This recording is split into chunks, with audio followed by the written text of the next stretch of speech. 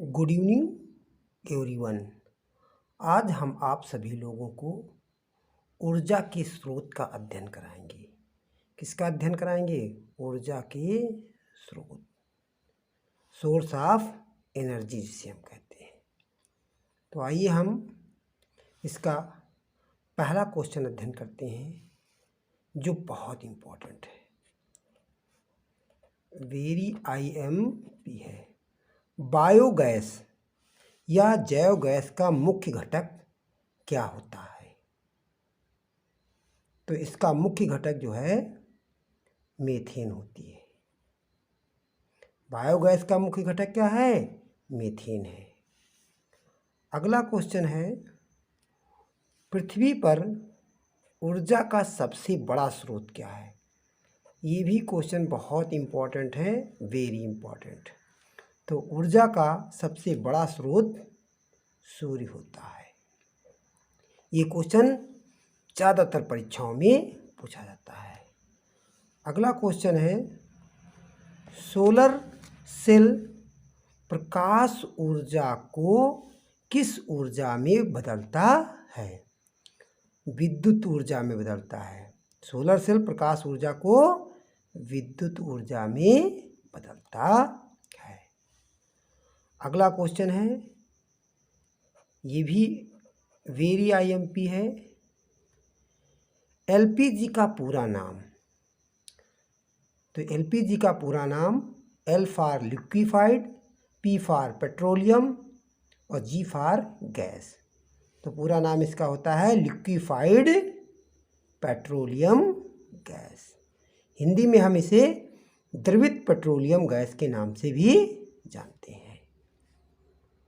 अगला क्वेश्चन है, ये भी बहुत इम्पोर्टेंट है, वेरी IMP है। CNG का पूरा नाम? C for compressed, N for natural, G for gas होता है। अर्थात इसका पूरा नाम कंप्रेस्ड नेचुरल गैस। इसे हिंदी में हम संपीड़ित प्राकृतिक गैस के नाम से जानते हैं।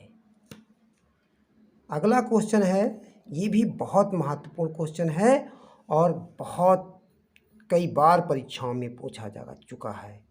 तो वेरी IMP है।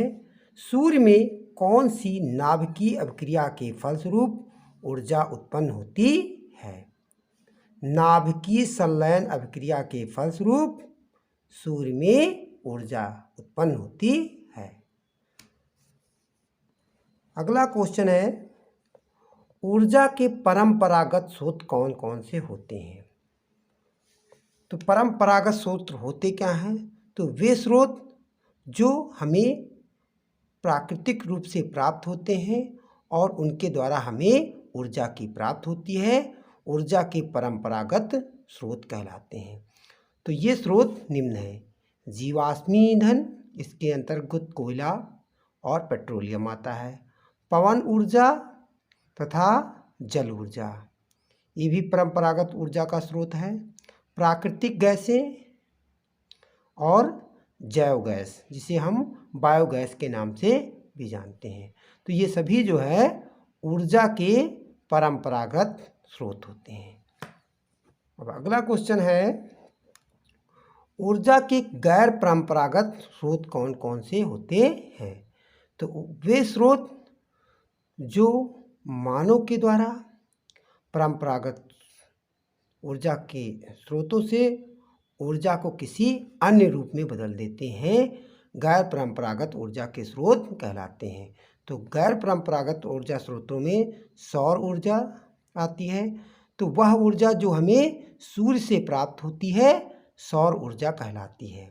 सौर ऊर्जा को जो है विद्युत ऊर्जा में बदलने का काम सोलर सेल के द्वारा किया जाता है, जिसे हम सौर सेल के नाम से जानते हैं।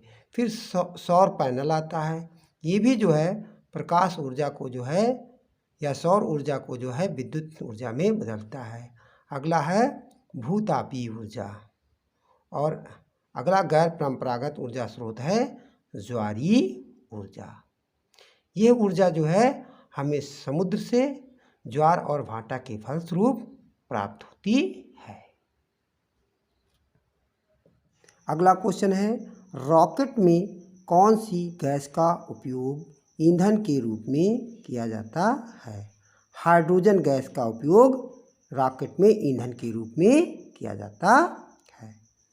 अगला क्वेश्चन है, सीएनजी के जलने से कौन सी गैस उत्पन्न होती है? सीएनजी के जलने से CO2 गैस उत्पन्न होती है और CO2 गैस जो होती है एक ग्रीन हाउस गैस होती है। अगला क्वेश्चन है, ये क्वेश्चन वेरी IMP है। पवन चक्की किस ऊर्जा को कौन सी ऊर्जा में परिवर्तित करती है? पवन चक्की पवन ऊर्जा को यांत्रिक ऊर्जा में और यांत्रिक ऊर्जा को जो है विद्युत ऊर्जा में परिवर्तित करती है। अगला क्वेश्चन है, ये भी क्वेश्चन वेरी IMP है। ऊर्जा के नवीकरणीय स्रोत, ऊर्जा के वे स्रोत जिनका उपयोग करने के बाद भी वे पृथ्वी पर से समाप्त नहीं होते हैं, अर्थात उन्हें पुनः चक्रण के द्वारा हम प्राप्त कर लेते हैं। उन्हें हम ऊर्जा के नवीकरणीय स्रोत कहते हैं अथवा अक्षय ऊर्जा स्रोत के नाम से हम उनको जानते हैं। तो ये स्रोत कौन कौन से हैं? वायु, जल और बायोगैस जो होते हैं ये ऊर्जा के नवीकरणीय स्रोत हैं। बायोगैस को हम जैव गैस के नाम से भी जानते हैं। अगला क्वेश्चन और इस वीडियो का अंतिम क्वेश्चन है, अनवीकरणीय स्रोत कौन कौन से होते हैं? तो ऊर्जा के वे स्रोत जिनका दोहन करने के बाद वे पृथ्वी पर से धीरे धीरे समाप्त हो जाते हैं, ऊर्जा के अनवीकरणीय स्रोत कहलाते हैं। अर्थात ऊर्जा के इन स्रोतों का हम जो है चक्रण के द्वारा पुनः प्राप्त नहीं कर सकते हैं। इन स्रोतों को हम समाप्त ऊर्जा स्रोत के नाम से भी जानते हैं।